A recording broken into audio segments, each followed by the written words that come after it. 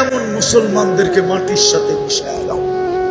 বিদায় আমি আপনাদের পায়ে হাত দিয়া বলতেছি, নামাজ পড়েন আর মহল্লাকে বেনমাজি মুক্ত করেন। যত তাড়াতাড়ি করব তত তাড়াতাড়ি আল্লাহর সাহায্য, বিজয়ের পালা শুরু হবে, আল্লাহর সাহায্য চলে আসবে। অন্যথায় আমাদের মতো মানুষ দিয়ে সাহায্য হবে না। আমরা এই জন্য পায়ে হাত দিয়া বলি, ইনশাআল্লাহ পড়বেন আর পড়াবেন। কে কে করবেন এই দুইটা কাজ? যে নামাজ পড়বো আর পায়ে ধরে হলো নামাজ পড়াবো।